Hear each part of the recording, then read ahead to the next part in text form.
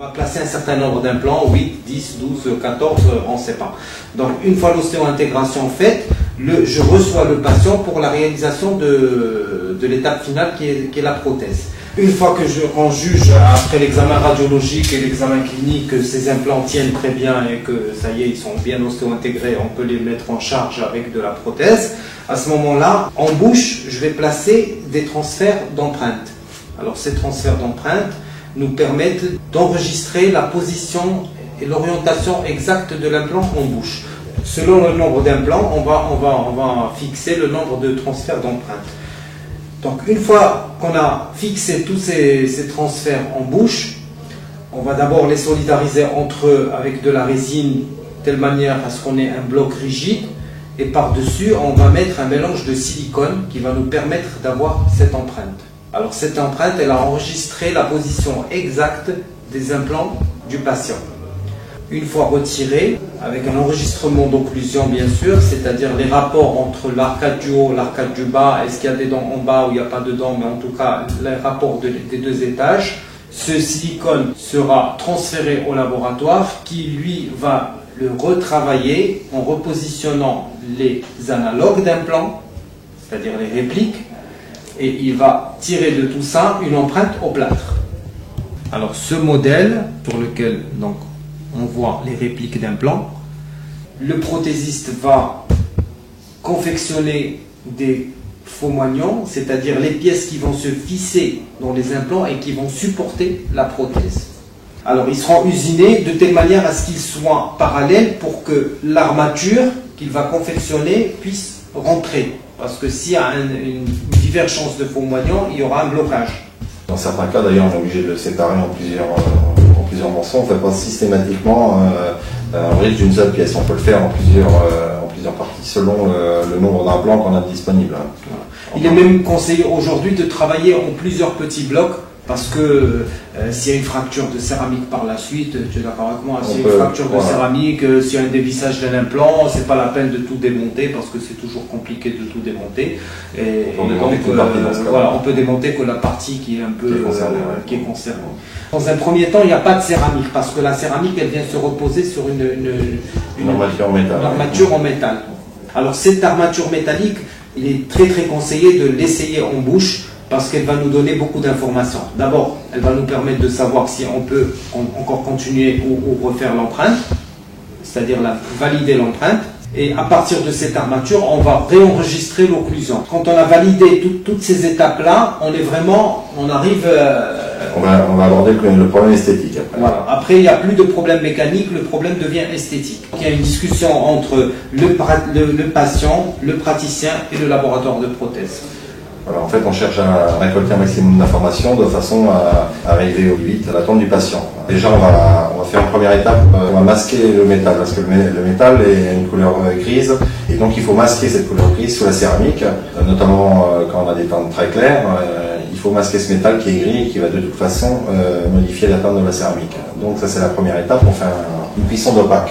Une fois qu'on a fait cette cuisson, on a tous les éléments pour commencer à la réalisation de la céramique. On va faire déjà un essayage de biscuit, à savoir que le biscuit, c'est une céramique qui est déjà cuite, qui est déjà réalisée en deux cuissons en règle générale. L'essayage en bouche va se faire à ce moment-là. Cet essayage est quand même très important, le premier essayage du biscuit, parce que c'est là où on va pouvoir faire toutes les modifications que le patient désire.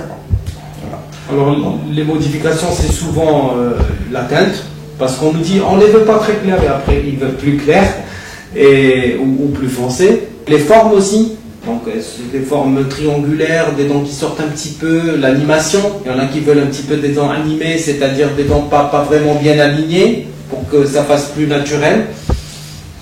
Et puis une fois qu'on a déterminé tout ça, le laboratoire commence son travail de maquillage. Et là, c'est le côté artistique qui va rentrer en jeu, le marquage des sillons, des bombées, des cuspides, un bord transparent, parce que quand on prend une dent naturelle, elle n'a pas vraiment une teinte uniforme de haut en bas. Il y a beaucoup de dégradés. On trouve un bord un peu transparent. Sur les côtés, c'est un peu plus foncé. Quand on arrive vers la gencive, elle est un peu plus bombée. Et donc tout ça, il faut le recréer. On va lui donner un peu de vie à ce moment-là. Voilà. Heureusement, avec ces nouvelles céramiques, on peut faire plusieurs cuissons.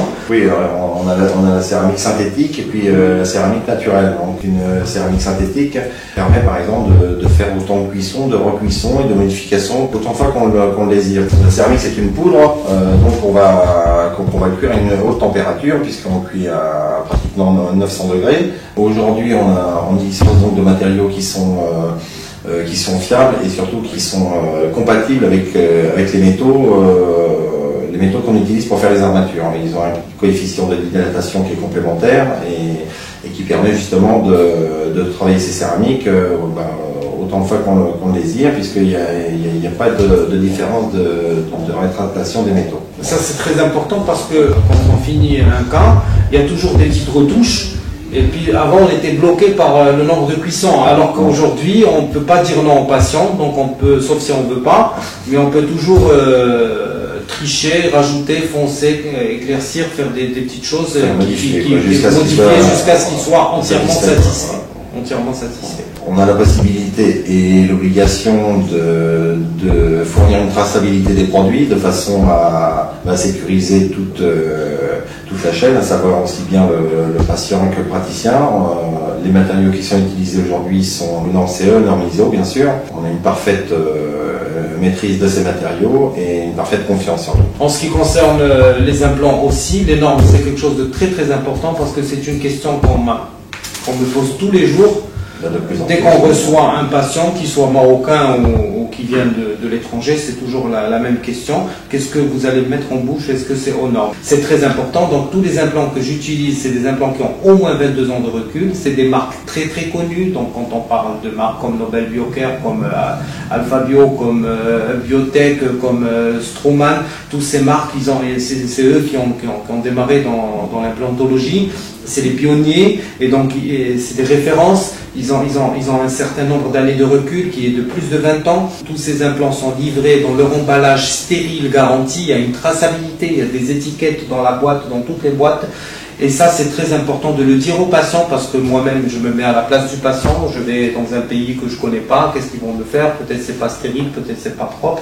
On peut pas jouer avec ça. C'est impossible parce que c'est... On ne peut utiliser que des matériaux qui sont aux normes de toute façon. Il n'y a aucune filière en fait qui fournit des professionnels avec des matériaux qui ne sont pas aux normes. Moi, je fais entièrement confiance à ces implants. Bon, certains patients, si un implant ne tient pas, c'est pas forcément la marque d'implant qui est derrière, mais c'est souvent, bon, soit c'est le tabac, c'est manque d'hygiène, ça peut être aussi un site qui est pas très propre, un os qui n'est pas de très bonne qualité, mais rarement, c'est la marque d'implant qui rentre en jeu.